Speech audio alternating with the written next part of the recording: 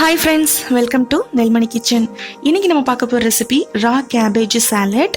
ரொம்பவே இன்ஸ்டன்ட்டாக பண்ணக்கூடியது. ஸோ இந்த சாலட்டை பார்க்கறதுக்கு முன்னாடி நம்ம சேனலை சப்ஸ்கிரைப் பண்ணிக்கோங்க, பக்கத்தில் இருக்கிற பெல் ஐக்கானை கிளிக் பண்ணிக்கோங்க. இப்போது வீடியோக்குள்ளே போகலாம். கேபேஜ் வந்து நான் ஒரு கையளவு வர்ற மாதிரி கட் பண்ணியிருக்கேன். அண்ட் ஆனியன் வந்து ஒரு சின்ன சைஸ், பெரிய சைஸ்லேயே வந்து ஒரு மீடியம் சைஸில் இருக்கக்கூடிய ஆனியன் வந்து கட் பண்ணி அதை நல்லா வந்து உதிரியாக வச்சுருக்கேன். இப்போ நான் காட்டுறேன் பார்த்தீங்களா, இந்த மாதிரி சைஸில் தான். அண்ட் வந்து டொமேட்டோ வந்து உள்ளே இருக்கிற சீடு, அந்த ஜூஸியாக இருக்கிறது எல்லாத்தையுமே வந்து கிளியர் பண்ணிவிட்டு எம்டியாக இருக்கிற அந்த டொமேட்டோவை சாப் பண்ணி வச்சுருக்கேன். அண்ட் கொஞ்சமாக சால்ட், அப்புறம் மிளகுத்தூள், கொஞ்சமாக எண்ணெய் எடுத்திருக்கேன். எண்ணெய் பார்த்தீங்கன்னா நல்லெண்ணெய் ரொம்பவே ஹெல்த்துக்கு நல்லது. ஸோ வேறு எந்த ஆயிலும் எடுத்துக்காதீங்க, நல்லெண்ணெய் எடுத்துக்கலாம். இப்போ இதில் எப்படி செய்யலாங்கிறத பார்க்கலாம் வாங்க. இப்போ ஒரு பாத்திரம் எடுத்துக்கிறேன். இந்த பாத்திரம் வந்து எல்லா வெஜிடபிள்ஸும் மிக்ஸ் பண்ணுற மாதிரி ஒரு பவுல், இந்த மாதிரி ஒரு அகலமான ஒரு பாத்திரம் எடுத்துக்கோங்க. இதில் வந்து கட் பண்ணியிருக்க கேபேஜ், டொமேட்டோ, ஆனியன் இது எல்லாத்தையும் ஒன்றா போட்டு மிக்ஸ் பண்ண போகிறோம். இந்த சாலட் வந்து ரொம்பவே இன்ஸ்டண்ட்டாக பண்ணக்கூடியது. நம்ம நினச்ச நேரத்தில் சாப்பிட்ணுன்னு நினைக்கிறப்போ உடனே பண்ணி சாப்பிட்லாம். ஸோ கொஞ்சம் ஒரு பிரேக் டைமில் வந்து நம்ம ஏதாவது சாப்பிடணும் போல் இருக்குது அப்படின்னு நினச்சா இந்த மாதிரி செஞ்சு சாப்பிட்லாம். அண்ட் சப்பாத்தி கூட, ஒரு ரைஸ் கூட, ஒரு காரமான ஒரு ஃபுட்டு கூட இது ஒரு மைல்டான ஒரு சாலடு வச்சு சாப்பிட்லாம். அந்த மாதிரி நல்லாயிருக்கும். ஸோ இந்த சாலட் வந்து ரொம்பவே இந்த காம்பினேஷன் சூப்பராக இருக்கும். இப்போ எல்லாத்தையும் நான் போட்டுட்டேன். இதில் வந்து பார்த்திங்கன்னா மிளகுத்தூள் வந்து கொஞ்சமாக நான் ஆட் பண்ணுறேன். ரொம்ப ஸ்பைஸாக வேணும் அப்படின்னு நினச்சிங்கன்னா தாராளமாக நீங்கள் மிளகுத்தூள் ஆட் பண்ணிக்கலாம். இதில் வந்து ரெட் சில்லி பவுடரே கிடையாது, அதனால மிளகுத்தூள் மட்டும்தான். இதை நீங்கள் தாராளமாக கூட நீங்கள் யூஸ் பண்ணிக்கலாம்.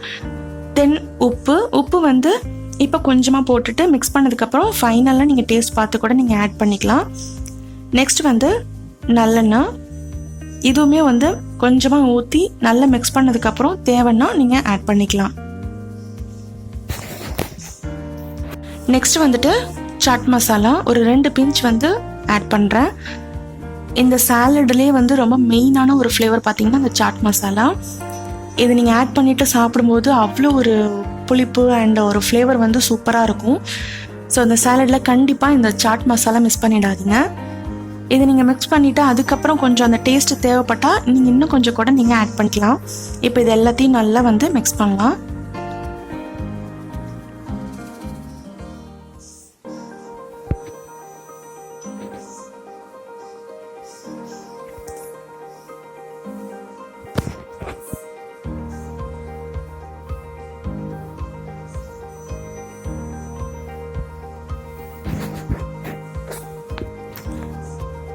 மிக்ஸ் பண்ணிட்டு பார்த்தேன், கொஞ்சம் ஆயில் தேவைப்பட்டுச்சு. ஸோ ஆயில் கொஞ்சம் ஆட் பண்ணியிருக்கேன்.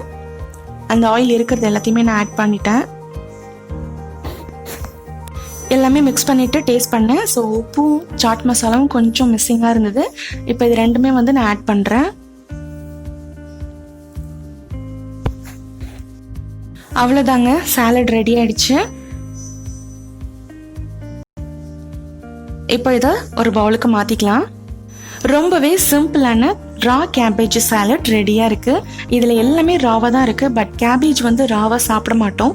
ஸோ இந்த மாதிரி சாலடு செஞ்சு சாப்பிட்டு பாருங்கள், கண்டிப்பாக நீங்கள் மிஸ் பண்ணவே மாட்டீங்க. அடிக்கடி செஞ்சு சாப்பிடுவீங்க, அந்தளவுக்கு இது நல்லாயிருக்கும். ஸோ இது சப்பாத்தி கூட, ரைஸ் கூட சாப்பிடும்போது ஒரு மைல்டான ஃப்ளேவரில் நல்லாயிருக்கும். அண்ட் டயட் மெயின்டைன் பண்ணுறவங்க இது கண்டிப்பாக நீங்கள் எடுத்துக்கலாம். அண்ட் இந்த சாலட் உங்களுக்கு பிடிச்சிருந்தா லைக் பண்ணுங்கள், ஷேர் பண்ணுங்கள், கமெண்ட் பண்ணுங்கள். அண்ட் இதெல்லாம் பண்ணுறதுக்கு முன்னாடி நம்ம சேனலை சப்ஸ்கிரைப் பண்ணிக்கோங்க, பக்கத்தில் இருக்கிற பெல் ஐக்கானை கிளிக் பண்ணிக்கோங்க. சப்போர்ட் பண்ணுங்கள். அண்ட் இதே மாதிரி டிஃப்ரெண்ட்டான ஒரு ரெசிபிஸோட நெக்ஸ்ட் வீடியோவில் பார்க்கலாம். பாய்.